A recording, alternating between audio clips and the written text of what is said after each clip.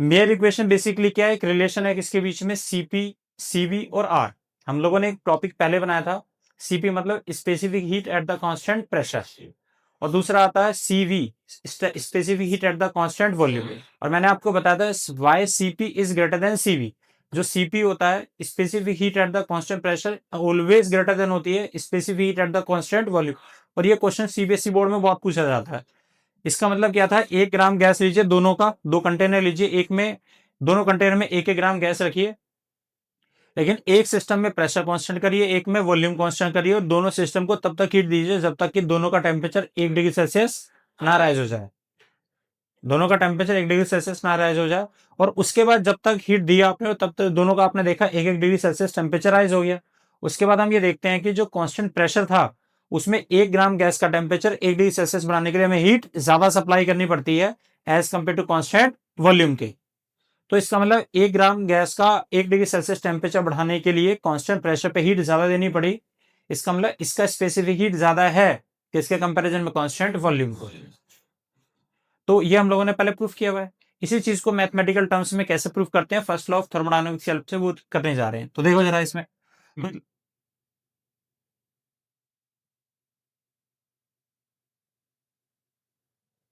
Volume कैसा है, constant है। तो देखिए, अब आइए, जब वॉल्यूम मेरा कांस्टेंट है तो कैन यू टेल मी कि वर्क डन कितना होता है। तो आंसर है वर्क डन होता है D W is equal to P DV, ये तो होता है वर्क डन।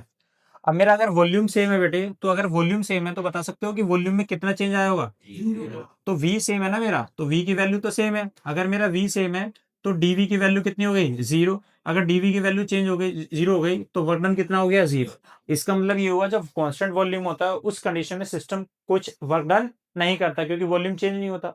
तो वर्क डन कितना है, दिस इज 0। उसके बाद देखिए, नाउ यूजिंग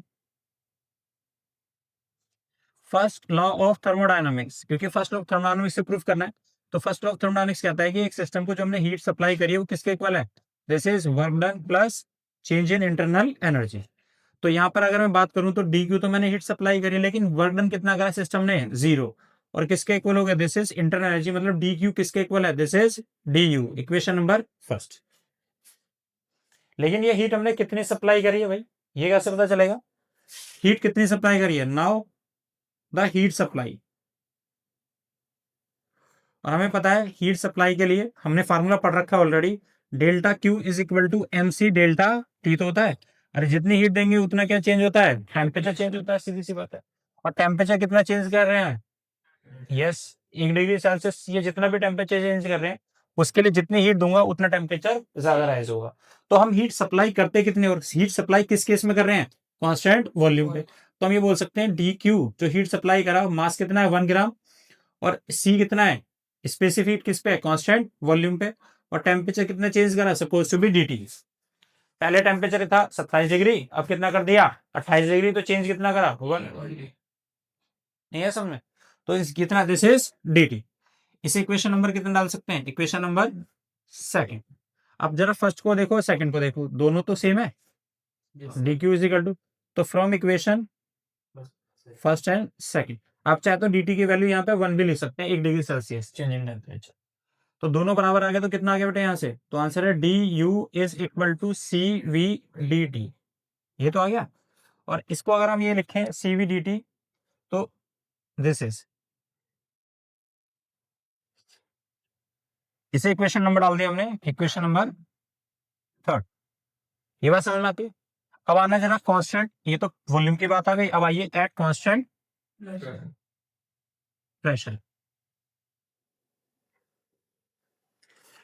अगर प्रेशर कांस्टेंट है तो हीट जब मैं सिस्टम को दूंगा तो दोनों काम होंगे, वर्क डन भी होगा और टेम्परेचर भी राइज होगा, एक्सपेंशन भी होगा और टेम्परेचर भी राइज होगा, दोनों काम होते हैं। तो देखो जी, इसमें तो क्या अगर हमने, तो हीट जो सप्लाई करेंगे, now heat supply, now according to first law of thermodynamics. तो फर्स्ट लॉ ऑफ थर्मोडायनेमिक्स से जो मैंने हीट सप्लाई करी है वो हीट कितनी है, तो डेल्टा क्यू, हीट मैंने मान लो कितनी दे दी, क्यू डैश। अरे हो सकता है हीट ज्यादा देनी पड़ी हो, तो किसके इक्वल है, आंसर है वर्क डन किसके इक्वल है, दिस इज डी डब्ल्यू। और किसका है, उसकी इंटर एनर्जी कुछ चेंज होगी, this is D U dash. और ये वर्क डन होता कितना हमारा, तो D Q dash is equal to P D V, और ये कितना, this is D U dash. Equation number डाल दी इसको हमने फर्स्ट। चले, लेकिन ये हीट सप्लाई कितनी करी है, नाउ हीट सप्लाई, तो हीट का फार्मूला पता है, D Q dash is equal to कितना होता है, एम सी डेल्टा टी होता है ना बेटे। तो मास कितना है 1 ग्राम, सी कितना है स्पेसिफिक किस पे, कांस्टेंट प्रेशर पे, और टेम्परेचर कितना चेंज किया, दिस इज डी टी।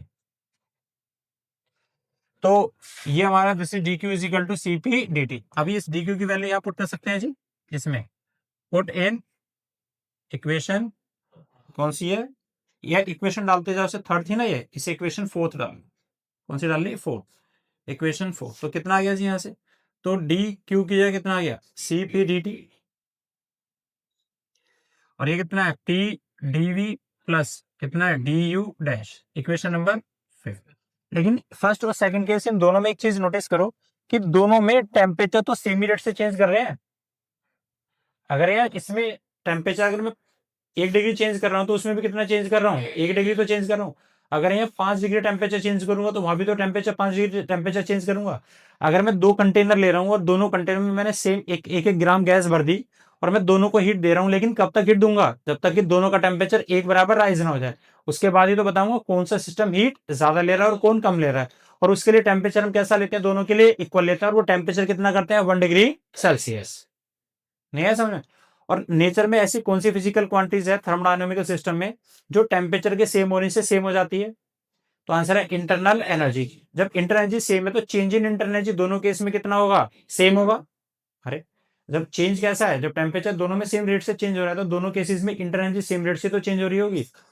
तो इन केस ऑफ फर्स्ट और इन केस ऑफ सेकंड, इन दोनों केसेस में टेम्परेचर का चेंज, यहाँ पे dt की वैल्यू 1 लिख सकते हैं, यहाँ पे कितना लिख सकते हैं 1। तो दोनों में टेम्परेचर 1 डिग्री सेल्सियस ही तो चेंज करते हैं, और जब टेम्परेचर सेम रेट से चेंज होता है तो इंटर एनर्जी भी सेम रेट से चेंज होती है। सो दैट यहाँ लिख सकते हैं, so that the change in temperature is equal in both Cp and Cv, दोनों में तो सेम है। Then internal energy change in internal energy will remain same. तो अगर बात करूं इंटर एनर्जी, तो डी यू डैश किसके इक्वल होगा भाई साहब, डी यू के बराबर होगा, और डी यू ऑलरेडी कितना है, सी वी डी टी।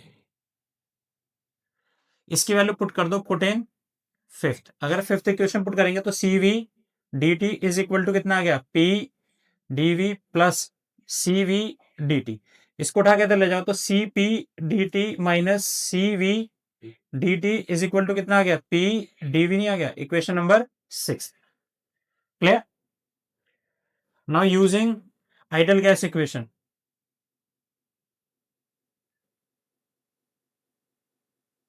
तो वो कितनी होती है, this is P V is equal to कितना होता है, 8। मुझे किसकी वैल्यू निकालनी है, पी डेल्टा वी, तो वॉल्यूम को चेंज करना है, और वॉल्यूम को चेंज करना तो मुझे इस इक्वेशन का करना पड़ेगा डिफरेंशिएशन। और डिफरेंशिएशन हम लोगों ने पढ़ा है कि ये फर्स्ट इक्वेशन है, सेकंड तो प्रोडक्ट रूल से कर लेते हैं। तो ये क्या है, प्रेशर, किसके बारे में पढ़ रहे हैं, प्रेशर कैसा है, कांस्टेंट। तो पहले वाली क्वांटिटी को तो हम ऐसे लिखते हैं, दूसरी क्वांटिटी में चेंज करेंगे तो कितना आ गया, this is DV plus volume को ऐसे ही रखो तो कितना चेंज करा, प्रेशर। लेकिन प्रेशर की वैल्यू तो सेम थी, तो चेंज इन प्रेशर कितना होगा, 0। तो आपको पता है वैसे भी कांस्टेंट वैल्यू का डिफरेंशिएशन कितना होता है, 0। इसी तरह से आर को हमने ऐसा लिखा तो टी का डिफरेंशिएशन करेंगे तो कितना आ गया, डी टी या डेल्टा टी, ये तो आ गया। प्लस में टेम्परेचर को ऐसा रखेंगे, आर क्या है, गैस कांस्टेंट, और कांस्टेंट का डिफरेंशिएशन कितना होता है, 0, कोई चेंज ही नहीं आता इसमें। इसका मतलब पी डी वी किसके इक्वल है, आर डी टी के इक्वल है। इसकी वैल्यू पुट कर दो, इसे पुट इन इक्वेशन 6। और जब 6 में पुट करेंगे तो C P minus C V, इन दोनों में से क्या कॉमन आ रहा है, डी टी। और यहाँ पे जब मैं इसकी वैल्यू क्या रखूंगा, पी डी वी की वैल्यू आर डी टी रखूंगा, तो डी टी से डी टी एलिमिनेट हो गया, तो कितना आ गया, R is equal to C P minus C V. अब ये बताओ सीपी और सीवी में कौन बड़ा है, तो आंसर है आर कैसा है, पॉजिटिव। अगर आर पॉजिटिव है तो सीपी ऑलवेज कैसा होगा, ग्रेटर होगा किससे, सीवी से। तो यहां से एक बात समझ में आई, जो सीपी होता है वो हमेशा बड़ा होता है किससे, सीवी से। तो 1-1 ग्राम गैस लीजिए दोनों कंटेनर में, और दोनों में एक में प्रेशर कांस्टेंट करिए और एक में वॉल्यूम कांस्टेंट कीजिए। दोनों को हीट तब तक दीजिए जब तक कि दोनों का टेम्परेचर 1 डिग्री सेल्सियस ना राइज हो जाए। उस केस में ये हम ऑब्जर्व करते हैं कि जिसमें प्रेशर कांस्टेंट होता है उसमें में हीट ज्यादा देनी पड़ती है 1 ग्राम गैस का टेम्परेचर 1 डिग्री सेल्सियस राइज करने के लिए, एज कम्पेयर टू किससे, कांस्टेंट वॉल्यूम से। ये बात समझ में आई?